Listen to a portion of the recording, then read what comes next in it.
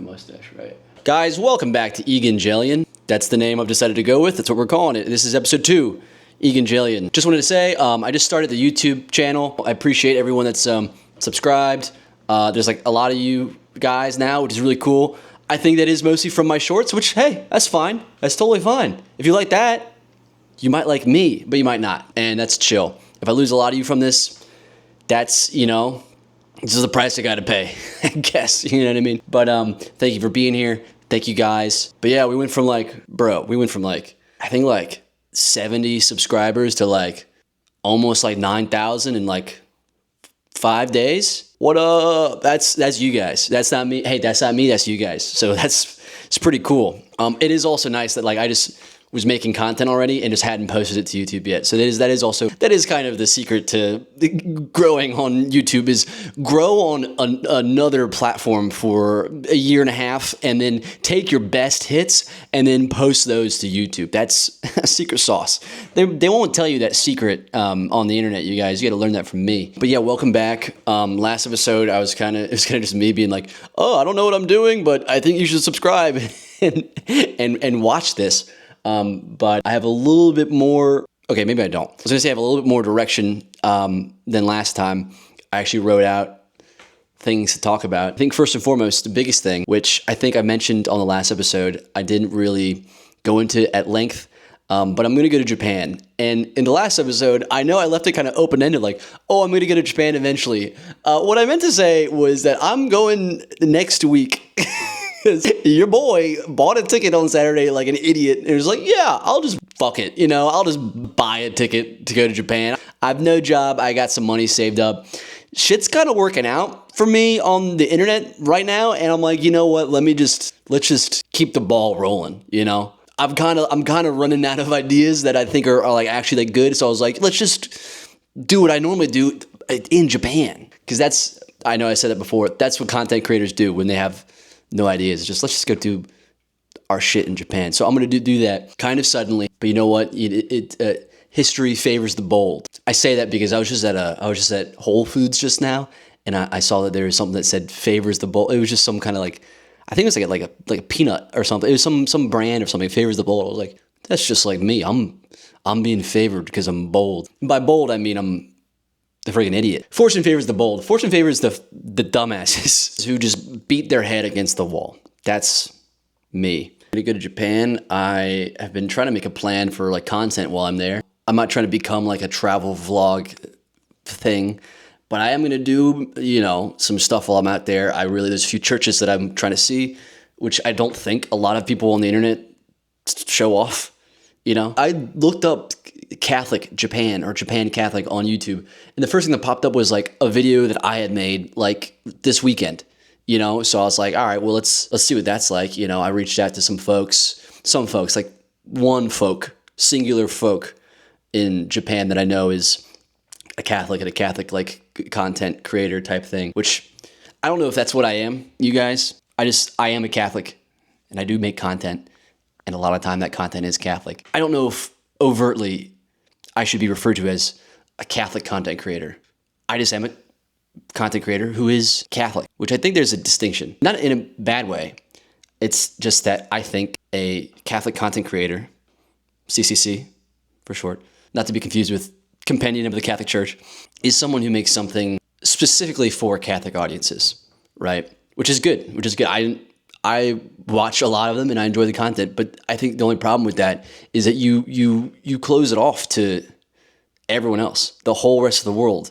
You know, if you get too in the weeds, like Catholic theology, too in the weeds, like inside baseball jokes, it's like, well, you're just close yourself off to everyone. And then there's zero chance of evangelization at that point, you know, because you're kind of on purpose not including them. So I think what I'm not trying to do, it just kind of has been happening. And it's something I kind of like, you know, unconsciously do, is that whenever I make something that is like Catholic, I at least try to make it like objectively funny so that anyone, even if they're not Catholic or even just like religious at all, you know, any secular person could watch it and laugh and enjoy it, right? If you are Catholic, you would really enjoy it. But even if you're not, you could kind of enjoy it. And in that situation, if you do kind of enjoy it, maybe you might want to learn more. You know, it leaves the door open for people to be like, oh, I like this. Maybe I should like figure out more. You know what I mean? Like I made a video last week about Takayama Ukon, right? He's a Christian daimyo, beatified in like I think like 2017, who could become a Catholic saint soon, and it's just something I think just objectively is cool. I mean, like a samurai paladin. Let's be honest, that's the sickest. Just imagine him like imbuing his sword with like some like holy energy or something. Anyway, it's if Shaman King, if like the shit from Shaman King ever happens in real life, if there's ever a real shaman fight, I call Takayama Ukon as my guardian ghost, because I can imagine that oversoul would be so sick. But it's just like something that I think, as like a dork who happens to also be Catholic, that is just something cool that everyone could enjoy, right? I left it open in a way that I think your average person could enjoy it, and I think that's that's evangelization right there, brother. But that's beside the point. I'm not trying to go too deep into like this is how you do this, and this. Like I'm not going out my way to evangelize. I think that's a byproduct of what I do. So yeah, going to Japan. Anyway, back to my point. Going to Japan to make content is what I've been saying. I think it's really just because I'm kind of been stressed out recently. Which I mean, what a privileged thing to be able to say. Like, yeah, I'm going to Japan because I've been really stressed recently. But that's kind of what I'm doing. I've been kind of banging my head against the wall on this whole content thing the past couple months. And I'm not going to say I'm out of ideas, but boy, I'm squeezing. That was a weird, that was a weird movement. I'm like, you know how like you have like a toothpaste bottle, right? And you're like, I'm going to use it till like to the very last. Like you're like rolling it. You're like rolling it up, getting like the very last little. Like I'm like I feel mentally, I feel like the toothpaste bottle rolled up right towards the end. You know, not all the way, but like you got to really squeeze it to get any toothpaste out of it. And that's kind of how my brain feels right now. So part of me is like, I need to just go live life and go do things so I have things to talk about, which, boy, that's the logic I've used to do a lot of dumb shit. But also I think while I'm there, I will feel inspired, and also like something's gonna happen. You know, you get a couple Asahis in me, and you get a white boy speaking a little Japanese, and something's bound to happen. I think I am gonna say, y'all mind if a white boy speak a little Japanese tonight? About 100 times over the next 2 weeks. I'm going for 2 weeks. Something funny will come of it, and something enjoyable for you guys will come out of it. And I'm hoping that I get. So the other day, I did a stand-up comedy show. It was my friend Ben. He does a show called Shoebox at a shoe store. Go figure. And after the show, some dude came up to me and he's like, "Hey, do you have that video about like going and drinking with like the old Japanese guy, and you told him you love huge tits?" And I was like, "Yes, I am that guy. That is me. It's crazy. I got recognized in public twice this week." Which I know, guys, kind of a big deal on the internet. But sometimes it happens. You know, I'd say once every 2 weeks, like maybe someone be like, "I've seen your face," which is crazy for someone to come up to me, because it's like I feel like I have a pretty like normal face. I feel like I look like a lot of people, right? Honestly, guys, without the mustache, maybe even with it a little bit, I look like the base like Lego head. You know what I mean? I got like a very Lego face. You guys know what I'm talking about? You know, just like the Lego. That's how I feel sometimes. That might just be me projecting my own insecurity to you guys. But what was I saying about?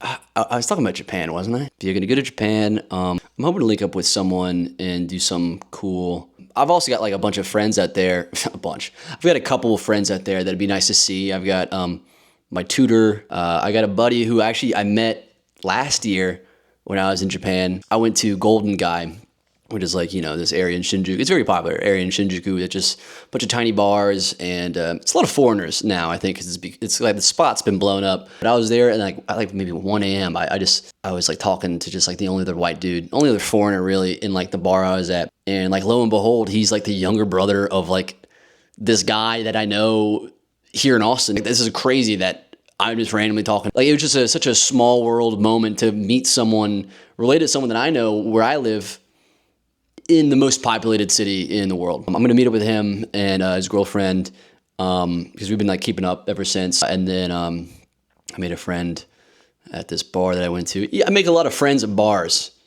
you guys, like I said, hey, get a couple of Sahis in me, I become a really cool guy. I mean, I'd like to think I'm already a cool guy, but 3 Asahis deep, man, I'm the coolest. So I just watched Silence. I rewatched Silence rather. Silence, the Scorsese film based off the I think Shusaku Endo. I think that's his name. Shusaku.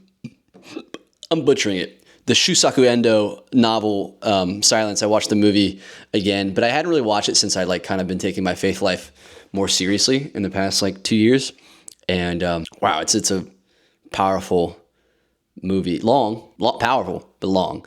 It's like 3-hour long movie of just Japanese Christians just getting murdered, just tortured and like crucified and like stuck into boiling water. It's gruesome. Like the stuff that they used to do to Kirishiten, the Kirishitens in Japan. I love it. They're Kirishiten. It's just fun to hear Japanese people say that. But it's interesting. I watched it on YouTube, and it's free on YouTube with ads though. So like I was watching it, and you should never watch a serious, emotional movie for free with ads, because I was watching it, and again, like there's like 3 dudes that are legitimately crucified in like they're getting the waves of like the coast are like hitting them, like they're just like crucified for days on end while water hits them, right? And in the middle of this happening, it just cuts to a Popeyes commercial.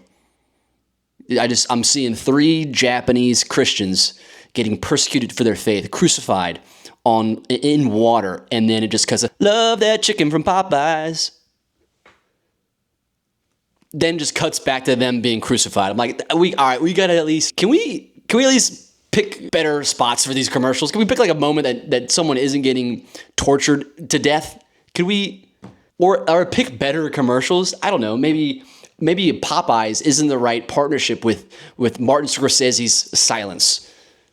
You know what I mean? Like, can we serious movies need to be consumed in serious environments, I think.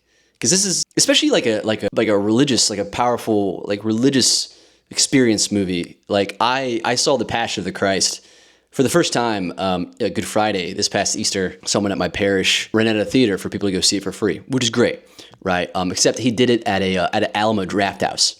And Alamo Draft Houses they're dine-in movie theaters, and it's just like, all right, this is kind of a weird theater to do it at. It's like I don't think you should be allowed to eat like chicken tenders while watching Jesus Christ get crucified for our sins. You know what I mean? Like oh, you know what would go really well with watching my Lord and Savior carry his cross up to Golgotha?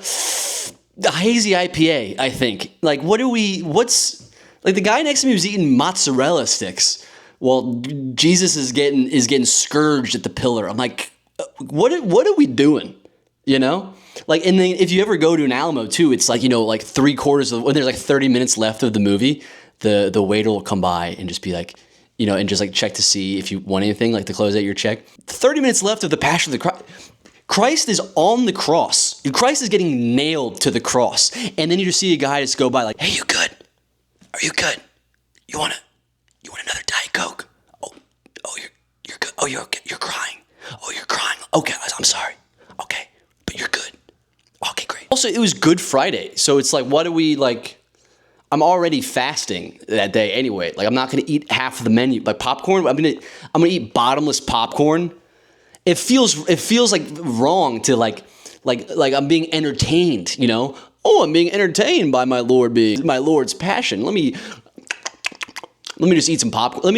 You shouldn't. The seats go back. You shouldn't be allowed to watch the Passion of the Christ fully reclined. You got to be sit up. You can't just be like. You can't do that. All right. I went on for a bit about that. I'm trying to keep these short. So go in Japan, watch Silence. I just watched Blue Exorcist recently. I've watched like the first season, even though that wasn't really based off like the manga. They kind of just made like its own like standalone season, kind of similar to I think how like Full Metal Alchemist made its own anime that was separate from the manga, but they did that. But I recently watched seasons 2 and 3 of Blue Exorcist, And it's so funny that, like, you know, for not being like a Christian country, like a Catholic country, like Japan, they love exorcists. Like every other anime is about exorcists. It's like anime really did kind of push this like cool exorcist genre. You know what I mean? Because like I'd like to imagine there's just like a Japanese person out there who just like has never met like a Catholic priest, has no idea how like the church works, and his only like reference for what a Catholic priest is what anime's portrayal of them is. Because like then he just thinks Catholic priests are just like the most badass, strongest, sometimes evil people ever. Because I don't know if you've seen those guys. I don't know if you've seen anime priests, but like half of them have bazookas. Half of them have guns and smoke cigarettes. Actually, like at least 2 of them love to smoke cigarettes and shoot guns. And I'm like, that's... You know, I think the Catholic Church actually could learn something from anime. I think, marketing-wise, I think we should, for the clergy from now on, we should make Cigs mandatory, bazookas optional. That's all I'm going to say. I think that would do a lot for public perception of the church. I think we could do... Also, if we wanted to have one guy carry around like a giant gun shaped like a cross, I think that would be cool. That's a real thing. You should check that out in Trigun. It's really good. I really enjoy it. I mean, from like the Catholic in me kind of hated that the main character is like Satan's son or whatever. But other than that, I really liked it. I think I started reading the manga more, and like, it's like, you know, it's a shonen manga, right? It's like a shonen anime, so it's, you know, it's for like 13-year-old boys, right? And you know, yours truly. And it's funny, like reading it, like they're fighting the exorcists and the whole, like, you know, the good guys, the Holy Cross. I forget what it's called or whatever. They're fighting Satan and his forces, which, what up? That's sick. But they're fighting Satan and his forces, and like they just have the most anime moment ever where they're all just like, yeah, let's kick Satan's butt. It's the most anime shit to just the fallen angel, Satan. They're just like, let's kick Satan's ass. Like, it's just such a, that's, you know, I think that's something I want to start living by, is just, you know, I'm gonna wake up today and I'm gonna kick Satan's butt. That's what I'm gonna do. That's episode 2, I think, you guys. I think that was probably like 15 minutes. I got 22 minutes on here. I'm going to cut that down. If you see me slow on post, it's because I'm in Japan. Although I'm going to try to get stuff out consistently despite being there. Again, love you guys. Thank you for being here. On to the next one or something. I don't know. I don't know how to end these. All right. Bye-bye.